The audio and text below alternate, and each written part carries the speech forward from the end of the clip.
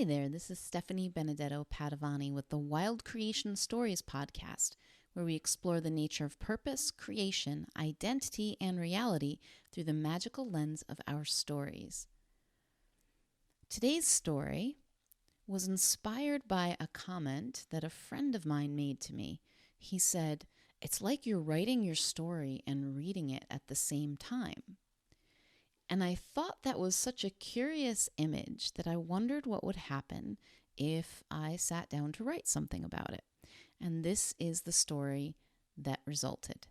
This is called The Woman Who Wrote Her Life. There once was a woman who wrote the story of her life. It wasn't a memoir or creative nonfiction. It wasn't a screenplay or a novel. It was her. She woke up in the darkness of early morning each day before the rest of the world was awake and took out a pad of legal paper. Then, with her favorite Bic pen, the one with black gel ink, she wrote her life. What is happening today, she thought. As she sat, words would come and she wrote them. A surprise package in the mail, a boring day at work, yawning over the computer, her husband's bad puns. She wrote it all down on her notepad exactly as it came to her. Some mornings when she reread what she'd written, she'd laugh. There was such poetry about the story of her life. Like the way they'd tried so hard for a baby, had wanted it more than anything, and the moment they'd given up, she was pregnant. Or the time when she was quitting her job. She'd created a business plan for the bed and breakfast she wanted to open, prepared her letter of resignation, and set a date on the calendar for the big reveal. Then the next day, in the wee hours when the woman took out her notepad to write, the story was that of a woman who let go of her dream business and stayed in the mediocre job. There was no rhyme or reason that she could make out as to why the story changed the way it did. That's just what happened. At the end of every day, before climbing into bed beside her husband, the woman would read what she'd written and then burn the paper, scattering the ashes across the backyard. In this way, she could never look back on what she'd written once it was lived. The woman's life continued this way for many years. Because the story she wrote sometimes changed so swiftly, people called her inconsistent and unreliable when they didn't like her story, or flexible and adaptable when they did. The woman herself didn't think much of it, since that was all she knew. But she never told anyone that she was writing her life, since it didn't seem as if other people did it that way. She cast the spell of her life with words, and then instantly, almost forgot them. There was always a smidgen of déjà vu when things actually happened, kind of like remembering a dream. Then one morning the woman woke up and sat down to write in her notebook, and nothing came. This happened occasionally, so the woman sat and waited. Several minutes passed, and still there was nothing to write. The woman began to worry. There was always something to write down. The words were always there for her. She brought her pen to the notepad and forced herself to write, "I have nothing to write," but no words appeared on the page, and the tip of her pen on the paper made no impression. The woman tried again in desperation, with a second and then a third pen. Still, nothing came into her mind to write, and nothing would allow itself to be written. Terrified now, the woman woke her husband. "I can't write," she said. "Every morning I write, and this morning nothing comes." "You'll write again tomorrow, sweetie," her husband rolled over. "Come back to bed." The woman couldn't think of anything else to do, so she crawled back under the covers and stared at the ceiling for the next 2 hours. How would she live her life without writing it? How would she know what to do? Her husband got up with the alarm as usual and took a shower. "Isn't it time for you to head to work?" he asked, drying his hair. The woman looked at the clock and recognized that, yes, this was the normal time to leave for work. She supposed that's what she should do. So she gathered her purse, jacket, and keys and headed for the Subaru Outback. As she put the keys into the ignition, she had a thought. What if I don't go to work today? Something about this thought intrigued her, though she had no idea where she might go instead.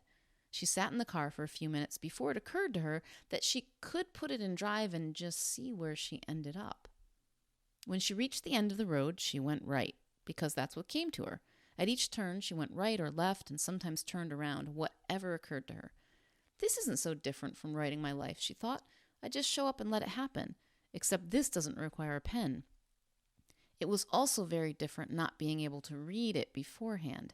She imagined it was like being blind. She had to feel her way through it.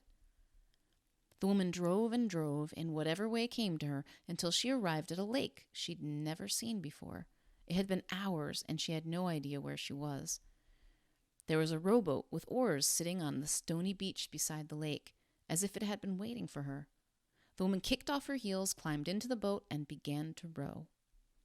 The boat pushed through the water, and the muscles in her arms ached pleasantly. The warm sun caressed her skin. The lake was much larger than it had seemed at first, and the more she rowed, the longer it seemed to grow. The other side was still miles and miles away. Eventually, the woman grew tired and stopped rowing. She let the boat drift in the subtle current of the lake. Now, normally, at this point in the story of this woman's life, she would have been out of her mind with worry. She would have been judging herself as irresponsible, wondering how she'd ever explain this to her boss so that she could save her job, and what her husband would say. But there was none of this thinking in the woman's experience now. She was simply lying in a boat, letting it take her where it will. In the next moment, it occurred to her that she was hungry. The woman picked up the oars and rowed with everything she had until she came to a dock at the end of which was Bob's Fish and Chips. The woman was usually the salad and decaf coffee type, but today it seemed perfect. She decided to enjoy what was right in front of her. An order of fish and chips with a glass of unsweetened iced tea, she smiled at the waitress. To her delight, they were real, English-style fish and chips, and not bad ones at that. She chewed happily. After eating, the woman noticed that she really wanted a nap. "Is there a place nearby where I can rest my head?" the woman asked the cashier. He recommended the bed and breakfast just up the hill. "They have a hot tub and free cable TV," he said. The woman got a room, threw her things on the floor, climbed into bed, and fell asleep. When she woke up, it was 11:33 p.m., and the room was completely dark. The woman felt like having an adventure, so she put on her shoes and called a taxi. "Where to, ma'am?" the taxi driver asked. "I'd like to see a movie," she answered. "Nothing open at this hour," the taxi driver said. "It's Tuesday night." "Take me anyway, please," the woman said, sitting back to enjoy the ride. The cab pulled up outside the Nightlight Cinema just as the employees were sweeping the popcorn off the floors and getting ready to close up. She climbed out and watched them through the windows, tested the door to find it locked, before knocking. A man in a red and white striped suit cracked the door. "We're closed till 3 p.m. tomorrow," he said. "How much to rent the theater?" she asked. "It has to be reserved in advance," he said. "Sorry, lady." "You look like the owner," she said. Or a candy cane, she thought, but didn't say. "You can make an exception, can't you?" The man stared. "How's $1,000 to rent it?" The woman gauged his response. $2,000. "All right," he said, stepping aside for her to enter. "But no mess in the theater. We've already cleaned 'em." The woman wrote a check to the Nightlight Cinema for $2,000. "I get to choose the movie then," she said. "What's the oldest one in your collection?" 10 minutes later, the woman was watching It's a Wonderful Life and munching on a bag of popcorn. She'd never been so happy, but she was so busy being in her happy that she couldn't be bothered in that moment to think about it. But if she had thought, that's what she would have been thinking. When the popcorn was done and the theater lights came on, the woman gathered her purse and jacket. It would be awfully nice to have someone to snuggle with and fall asleep, she thought. It was almost 3 a.m, and she was tired. The woman remembered that she had a husband and a home. "That'll do the trick," she said. The woman called another cab and gave her home address.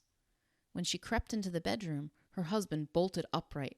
"Where have you been?" he demanded. "I've been calling and calling. Everyone is looking for you. We thought something awful must have happened for you to just disappear like that." "I didn't write this morning," the woman said. "I'm sorry you were worried." "Worried? I thought you were dead." The woman's husband slumped over the side of the bed, fighting tears. "You have no idea what I've been through." "You're right." The woman slipped her arm around him. "Why don't you tell me?" She listened to her husband tell his story. It was almost like a movie, how he called work, her Her sister, the police, the hospitals, how she'd never done anything like this before and he hadn't known what to do with himself. He even thought she'd maybe run off with a lover. "Where have you been?" her husband asked. "What happened?"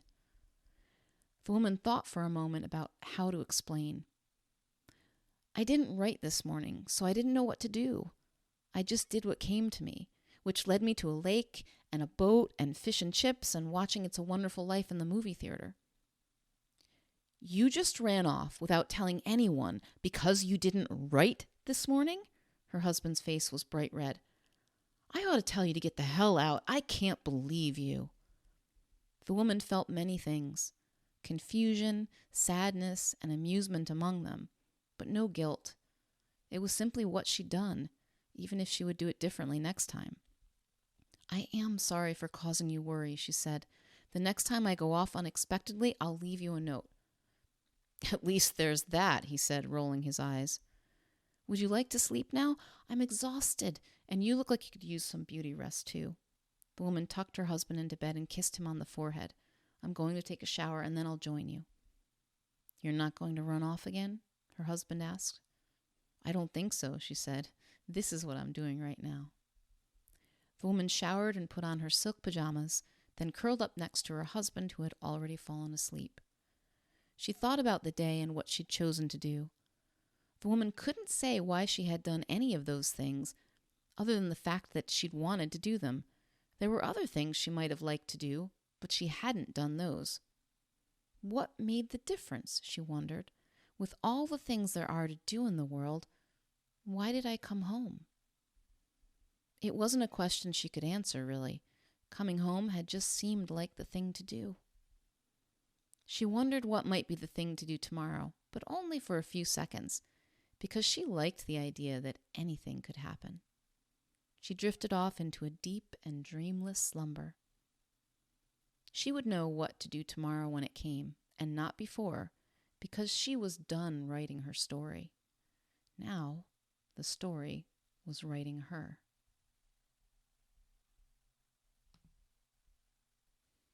Hey, lovely, and thanks so much for joining me today. If you'd like to receive a weekly Wild Creation email from me filled with more inspiring stories, marketing experiments, playful questions, new podcast episodes, videos, and freebies, and anything else I happen to be playing with, go to theawakenedbusiness.com/wild creation. Until next time, may you know yourself as the gorgeous wild creation that you are.